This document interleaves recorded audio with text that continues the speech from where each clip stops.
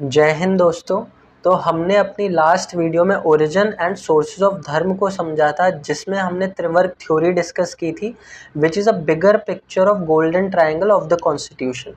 So in this video we will discuss rule of law and rule of dharma. तो समझते हैं कि कैसे वेस्टर्न जूरिस्प्रूडेंस डेवलप हुआ और वेस्ट के जो पढ़े लिखे लोग थे, थिंकर्स हुए, उन्होंने लॉ से क्या समझा और उसे अपनी भाषा में कैसे लिखा। तो एरिस्टोटल को हम सब लोग जानते हैं। इन्होंने आज से लगभग 2300 साल पहले अपनी किताब पॉलिटिक्स में लिखा कि law should govern the state rather than the whims of individual rulers. यानी लॉ स्टेट गवर्नेंस के लिए है, उससे कोई अपनी मनमानी नहीं चलाएगा।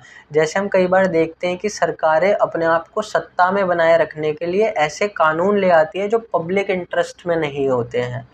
तो ऐसा हम समझ सकते हैं कि एरिस्टोटल क्या कहना चाह रहे हैं। उसके बाद एरिस्टोटल कहते हैं कि लॉ से इंश्योर होता है फेयरनेस एंड इक्वालिटी। उसके बाद किंग जॉन हुए, उन्होंने मैग्ना कार्टा साइन किया। उससे किंग की जो पावर थी, जो एक टाइम पे सब कुछ हुआ करता था कि किंग का बोला हुआ पत्थर की लकीर हो गई, वो चीज़ें कम होने लगी और किंग भी अब लॉ के अंडर में आने लगे थे। सर एडवर्ड कोक ने अपना कंट्रीब्यूशन दिया है पार्लियामेंट रूल ऑफ लॉ को डेवलप करने में, जो आज हम फॉलो करते हैं। उनका ये मानना था कि जो भी पार्लियामेंट्री स्टैट्यूट्स होंगे, अनजस्ट होंगे या अनरीजनेबल होंगे, उनको लॉ के थ्रू वॉइड कर दिया जाएगा। यानी expression of judicial review and the supremacy of law over governmental authority. तो लॉ को एक सुप्रीमेसी उन्होंने देने की कोशिश की, और इन्हीं के आइडिया से कॉन्स्टिट्यूशनलिज्म जो इंग्लैंड में चलता है वो निकल के कहीं ना कहीं आया। A.V. डाइसी के बारे में हम सब ने पढ़ा है, जिन्होंने introduction to the study of the law of the constitution में 3 प्रिंसिपल्स बताए रूल ऑफ लॉ के: supremacy of law, equality before the law and predominance of legal spirit. तो ये हमने जस्ट समझ लिया, जिसे हमने अपने फर्स्ट सेमेस्टर में काफ़ी अच्छे से समझा था। तो चलिए अब भारतीय जूरिस्प्रूडेंस पे थोड़ी नज़र डालते हैं। तो भारतीय जूरिस्प्रूडेंस में रूल ऑफ धर्म चलता था, जैसे आज के टाइम पे रूल ऑफ लॉ चल रहा है। इसी को हम early form of rule of law की तरह समझ सकते हैं। तो ये बृहदारण्यक उपनिषद से निकल के आया, जो ओल्डेस्ट उपनिषद माना जाता है। और भारतीय फिलॉसफी में धर्म सबसे ऊपर रहता था, सुप्रीम अथॉरिटी धर्म था, कोई मैन सबसे ऊपर नहीं था। अनलाइक वेस्टर्न जूरिस्प्रूडेंस, जहाँ पे किसी इंसान को एक टॉप पोजीशन पे बिठा दिया है। तो ये थोड़ा सा यहाँ पे डिफरेंस देखने को मिलता है। जब आप किसी इंसान को सुप्रीम अथॉरिटी पे बिठाते हो, तो वहाँ पे कंसंट्रेशन ऑफ पावर होने की वजह से मिसयूज बढ़ जाता है। अगर मैं आपको कुछ एग्जांपल्स देना चाहूँ रूल ऑफ धर्म के, कुछ हिस्टोरिकल सोर्सेस के थ्रू, तो जस्टिस मार्कंडे काटजू कलहन की जो राज तरंगिनी है, उससे एक इंस्टेंस कोट करते हैं। कलहन एक हिस्टोरियन और पोएट हुए जो कि कश्मीर से थे। राज तरंगिनी का संस्कृत में अर्थ होता है रिवर ऑफ किंग्स, यानी उनके दौर तक या उनसे पहले जितने राजा हुए उनके बारे में कलहन ने अपनी किताब में लिखा। तो उसी से ये इंस्टेंस निकल के आता है। ये हमारे केसमेट में दिया है, तो ये आप देख सकते हैं। इसमें क्या होता है कि एक लॉर्ड त्रिभुवन स्वामी के टेम्पल को बनाना होता है, जो कि एक कॉबलर यानी जो एक मोची होता है, उसके जहाँ पे वो काम वाम अपना करता था उसके आसपास पे स्टैब्लिश करना होता है, जिसकी वजह से उसकी दुकान को वहाँ से हटाना पड़ता है। तो जब राजा के जो ऑफिशियल्स होते हैं वो वहाँ पे पहुँचते हैं और उसे जगह खाली करने के लिए कहते हैं, तो ये बात जब राजा को पता चलती है, उनका नाम चंद्रपिदा रहता है, उस टाइम पे वो कश्मीर के राजा थे, तो उन्हें जब वो पता चलता है तो वो उसकी साइड लेते हैं, कॉबलर की साइड लेते हैं, और वो कहते हैं कि ये कंस्ट्रक्शन या तो रोक दो या फिर टेम्पल कहीं और हमें बनाना चाहिए, क्योंकि इतना पवित्र काम हम करने जा रहे हैं, हम ये किसी का मन दुखा के नहीं कर सकते हैं। और वो ये भी कहते हैं कि जब हम ही जजेस हैं, यानी हम ही तय करते हैं कि क्या सही है और क्या गलत है, और अगर हम ही लोग अनलॉफुली एक्ट करेंगे तो कौन मतलब लॉ का पालन करेगा। सही बात है। जैसे अगर आज के टाइम पे लॉ बनाने वाले ही, अगर पुलिस वाले ही लॉ का उल्लंघन करें, या हम लॉयर्स एडवोकेट्स ही लॉ का उल्लंघन करें, तो आम जनता का लॉ पे कैसे विश्वास रहेगा। लॉ बस किताबों में ही फिर सुनने देखने को मिलता है, जो कि आजकल होता भी है। तो ऐसी बात उन्होंने उस टाइम पे बोली थी। तो उन्होंने क्या किया उस टाइम पे कि एक सेटिस्फैक्ट्री प्राइस वहाँ पे उसे दे दिया, मतलब जितना उसे देना चाहिए था उतना उसे दे दिया। और सामने से देखिए वो मोची भी इतना उदार था, उसने बोला कि महाराज जैसे आपके लिए आपका राजमहल है वैसे मेरे लिए मेरी छोटा सा दुकान या कुटिया है, जो भी कह लो वो है, बट आपने मेरे लिए इतना सोचा तो अगर आप मुझसे मांगेंगे तो मैं आपको खुशी खुशी दे दूंगा। तो यहाँ पे देखिए कि कैसे टू वे चीज़ें चल रही है। ऐसा नहीं है कि राजा ही अपनी उदारता दिखा रहा है, सिटीजन भी उतना ही अपना योगदान देने के लिए तैयार है, क्योंकि सामने वाला जो अथॉरिटी में है वो उसका रिगार्ड कर रहा है, उसकी रिस्पेक्ट कर रहा है। तो ऐसा वहाँ पे हमें देखने को मिला कि कैसे वहाँ पे राजधर्म फॉलो होता था। तो एक बहुत ही ब्यूटीफुल एग्जाम्पल हमारे केसमेट में कोट किया गया है। तो ये यही कहते हैं कि अगर आप राजधर्म का पालन करेंगे तो अल्टीमेटली जो है एक रूल ऑफ धर्म इस्टेब्लिश होगा। इस तरीके का हमने एक एग्जाम्पल समझा। तो महाभारत से भी हमें एक एग्जाम्पल देखने को मिलता है। जो राजा शांतनु हुए वो सत्यवती से शादी करना चाहते थे, जो फिशरमैन की बेटी थी, यानी एक नॉर्मल गर्ल थी। बट उसके पापा की कंडीशन ये थी कि सत्यवती का बेटा ही आगे चल के राजा बनेगा। बट राजा शांतनु चाहते थे कि उनका बेटा देवव्रत भीष्म राजा बनने के बिल्कुल योग्य है, तो वही राजा बनेंगे। तो इस तरीके से देखिए कि कैसे एक नॉर्मल परिवार भी अपनी कंडीशंस रख पा रहा है एक राजा के सामने जो इतनी पावरफुल पोजीशन पे है। और उसके बाद सत्यवती ने भी कहा कि भाई अगर आप मेरे पापा की कंडीशन नहीं मानेंगे तो मैं आपसे शादी नहीं करूँगी। तो एक नॉर्मल लड़की भी अपना राइट टू रिजेक्शन एक्सरसाइज कर रही है इतनी पावरफुल अथॉरिटी के सामने, और राजा ने कोई फोर्सफुल एक्शन नहीं लिया कि तुम कैसे मना कर सकती हो, तुम्हारी हैसियत क्या है। तो राजा ने भी इक्वली रिस्पेक्ट दिया उसके डिसीजन को। और आज के समय में हम क्या देखते हैं, गवर्नमेंटल मशीनरी में आप एक देखिए जो पावरफुल पोजीशंस में है, टॉप मोस्ट अथॉरिटी को तो छोड़ दीजिए आप, बट जो लोअर लेवल पे ही है जिनके हाथ में इतनी पावर भी नहीं है, वो एक आम नागरिक को आज के टाइम पे इतना एक्सप्लॉइट कर देते हैं, इतनी बदतमीजी से कई बार बातें करते हैं कि हमको डर डर के उनसे बात करनी पड़ती है कि कहीं ये हमारा काम ना रोक दे, जिसे रेड टेपिज्म का भी नाम हम दे सकते हैं।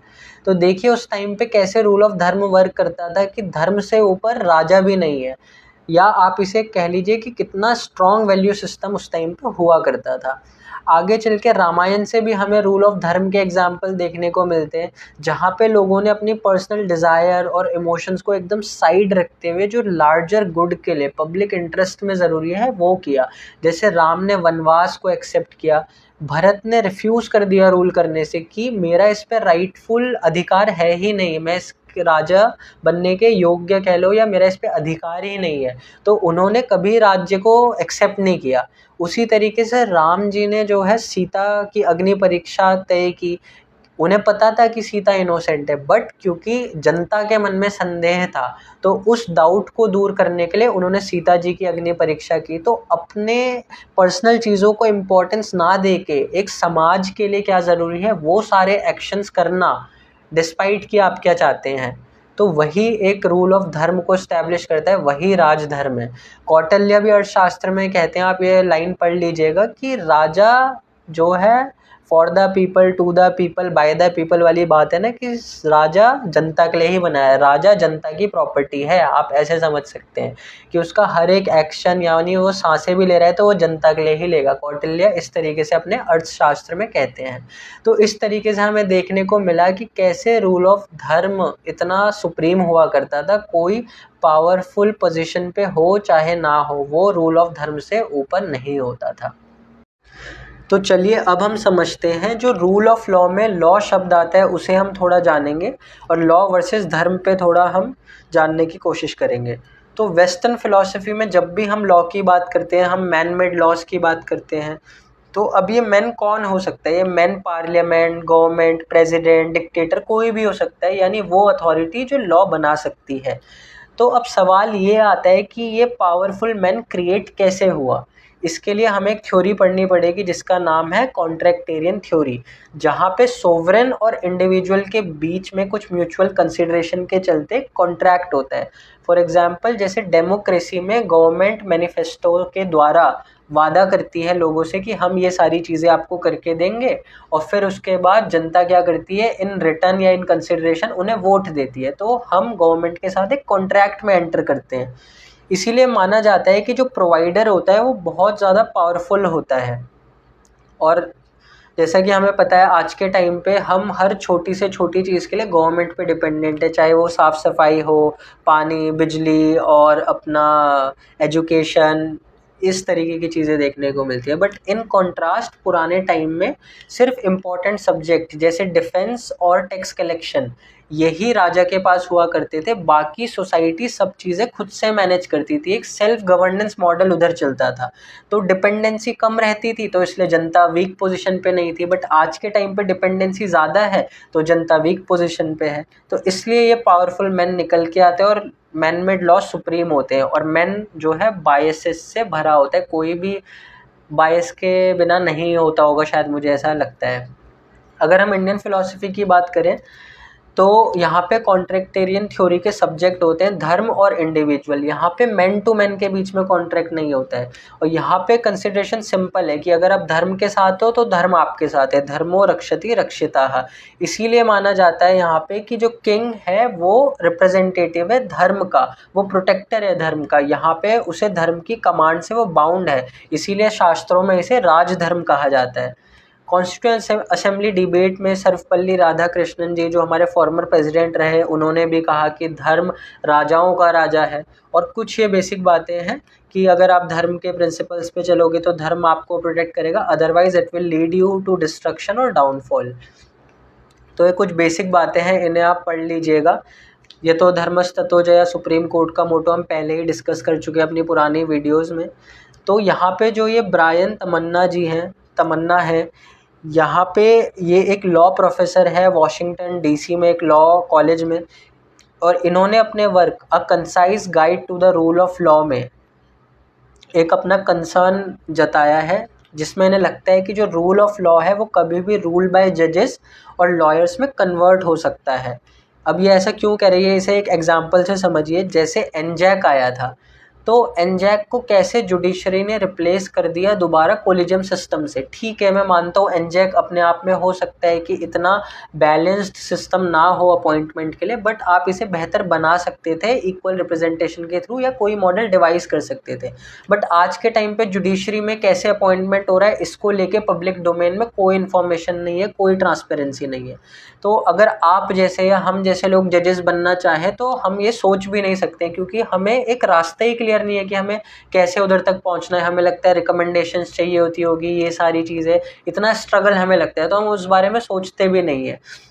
और आप सुप्रीम कोर्ट का भी इतिहास उठा के देखेंगे तो जितने जजेस बनते हैं, कितने सारे लोगों के माता पिता ऑलरेडी जजेस रह चुके हैं, उनका अपॉइंटमेंट हमें देखने को मिलता है। ये इनका कंसर्न है, तो मुझे लगता है सही कंसर्न है, हो सकता है। तो इसलिए जो इतने इंपॉर्टेंट पोजीशंस में बैठे हुए लोग हैं, हमें इन्हें एक सही डायरेक्शन में पुश करने की ज़रूरत है, और यहाँ पे भारतीय जूरिस्प्रूडेंस काफ़ी इंपॉर्टेंट रोल प्ले कर सकता है। अगर हम कन्फ्लिक्ट ऑफ लॉ और धर्म की बात करें तो क्रिश्चियनिटी में आपको देखने को मिलता होगा पुराने टाइम में, यूरोप में जनरली, कि स्टेट और चर्च के बीच में हमेशा टसल चलती रहती थी कि किस लॉ से क्या चीज़ें गवर्न होगी। फिर अल्टीमेटली सेकुलर लॉ जो कि एडमिनिस्ट्रेशन का काम करता था वो स्टेट देखेगा, और रिलीजियस मैटर्स पे चर्च की अथॉरिटी रहेगी। तो इस डिवीज़न के बाद से क्या हुआ, जो सोवरेन हुआ जिसका एडमिनिस्ट्रेशन पे फोकस था, वो धीरे धीरे करके पावरफुल होने लगा, क्योंकि वो प्रोवाइडर बनने लगा। और इसी को आज हम देखते हैं कि वो सोवरेन आज एक डेमोक्रेटिकली इलेक्टेड गवर्नमेंट से रिप्लेस हो गया है, और आज वही काम लेजिस्लेचर कर रहा है।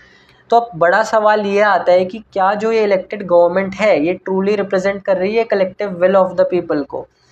तो इस पे अगर हमारा ध्यान जाए तो आज के टाइम पे आप सोचिए कि जो सरकार बनती है हमारी, उसका इकोनॉमिक मॉडल क्या है, वो खुद से सेल्फ सस्टेन नहीं है, उसे लोगों के सामने जाना पड़ता है, लोग उसे फंडिंग देते हैं, तब जाके वो इलेक्शन लड़ती है। तो सोचिए, जो उन्हें फंडिंग दे रहा है तो पहले वो उनकी बात सुनेगी, क्योंकि उन्हीं की वजह से वो सत्ता में पहुंचेंगे, है ना। पैसा आएगा तभी तो इलेक्शन लड़ेंगे और तभी वो डेमोक्रेसी में आ पाएंगे। तो पहले वो उनकी सुनेगी, फिर कुछ लोग अपने पहले पर्सनल इंटरेस्ट को पूरा करते हैं, फिर कुछ बच गया तो फिर वो जनता की सुनते हैं। तो ऐसे हमारा ये सब चीज़ें काम करती है। तो रूल ऑफ लॉ ज़रूरी है, बट ये साथ चलना चाहिए, कॉम्प्लीमेंट्री है नेचुरल लॉ के यानी रूल ऑफ धर्म के, तभी ये जो है दोनों पूरे होंगे। वरना रूल ऑफ लॉ एक ऑपरेशन सोसाइटी में क्रिएट करेगा, जो कि जहाँ पे कुछ लोग बैठ के एक लार्ज ग्रुप ऑफ पीपल को, यानी कुछ पावरफुल लोग बैठ के जिनके पास पैसा है, आज के टाइम पे हमें देखने को मिलता है और ये सुनने को भी मिलता है कि कानून तो सिर्फ पैसे वालों की ही मदद करता है, बाकी तो सब ऐसे ही है, इस तरीके की सुनने को हमें मिलती है चीज़ें। तो अगर रूल ऑफ लॉ ऐसे ही चलेगा तो कुछ लोग बैठ के बड़े ग्रुप ऑफ पीपल को डोमिनेट करेंगे और अपनी मनमानी चलाते रहेंगे। तो इसलिए रूल ऑफ लॉ और रूल ऑफ धर्म साथ साथ चलने बहुत ज़्यादा ज़रूरी है। ये बात हमें यहाँ से समझ आई। फिर उसके बाद ये कुछ बेसिक बातें हैं जिन्हें आप पढ़ सकते हैं वीडियो पॉज करके। तो आई होप आपको ये सारी चीज़ें समझ आ गई होगी अच्छे से। अगर आपका कुछ भी डाउट हो तो आप व्हाट्सएप ग्रुप में हम लोगों को मैसेज कर सकते हैं। हम कोशिश करेंगे कि आपके सारे डाउट्स जो है क्लियर हो जाएं। और इस वीडियो को गाइस ज़्यादा से ज़्यादा लोगों तक पहुंचाइए और अपना हमें सहयोग दीजिए और लाइक सब्सक्राइब शेयर ज़रूर कीजिएगा। Thank you for watching the video guys. This is Ayush Uniyal signing off.